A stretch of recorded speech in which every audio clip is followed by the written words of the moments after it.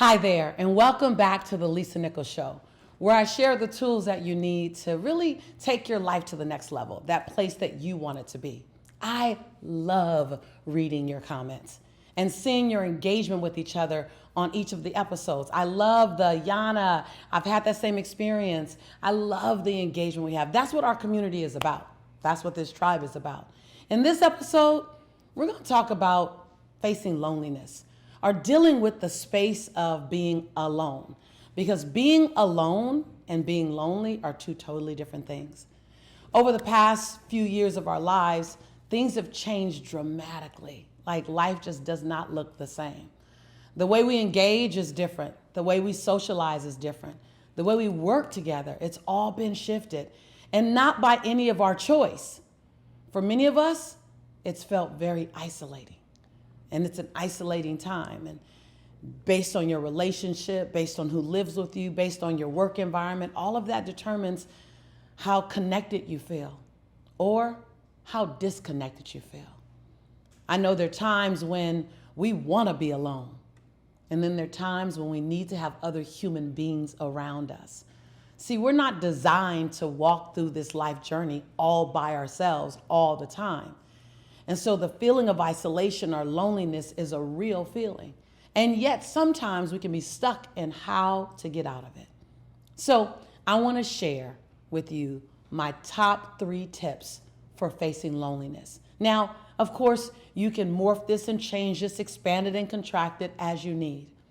So number 1 is this a season for you to dive into you?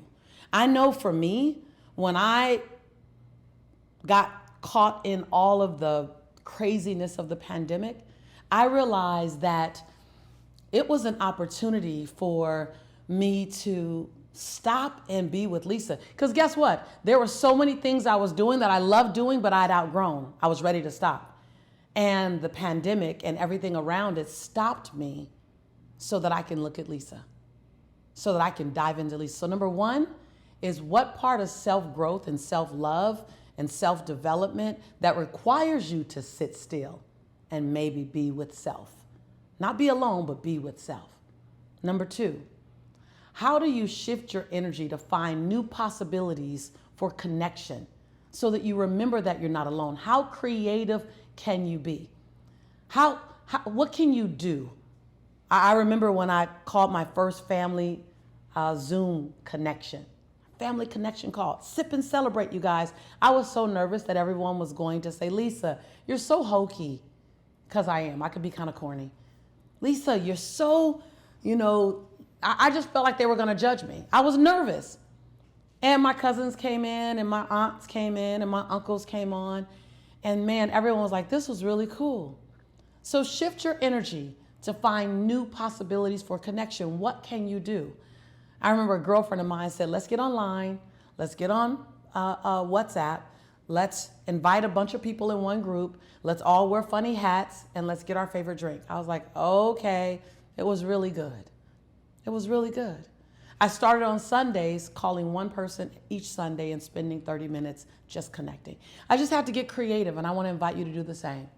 And then lastly, remember that you are not alone. You're not the only person that's going through this time. And you can reach out to someone. And you can even reach out to someone and say, today I was feeling a little disconnected, so I wanted to reach out to you. Whether you do it in video, I start shooting a lot of videos. And you know what I would say in the video? Hey, I'm sending you this video to say hi, and I'm sending you a video because I don't want you to forget what my face looks like during this time. And everyone loved it. They sent me a response back. You're so crazy. I love you. And it was so great to see your smile. And then for me, even though the world had shut down and the world was clamping down, I opened up my heart. I didn't shut down my heart, not only for family, but for love. You see my shirt, because during the pandemic and during this time, I believe that beautiful things can happen. That even when there's pressure, beautiful things can come out. I call it that the gift that came wrapped in sandpaper. So while this climate can feel a little rough, like sandpaper, remember that there are gifts inside of it. My gift was I got engaged. And I said, yes. What's your gift? Look for the gift, not the sandpaper. Remember, this show is not just a monologue. This is a conversation. I don't want to just talk to you. I want to hear from you. I want to hear from you. I want to know, how are you feeling? I would love to hear, what was your biggest aha out of this episode? Or what did you need to hear from this episode? What was a great reminder? Or have you had anything in common with me or anyone else in this episode? Anything that I've said and you're like, yes, I had that moment as well. Leave a comment below. Talk to me. Talk to us. And be sure to subscribe and look out for more delicious content in the future. After all, this is your home, and we are your tribe. And I am your sister in prosperity and in possibility. And every single time that I say I believe in you and I love you, it's simply because I do. I'll see you real soon.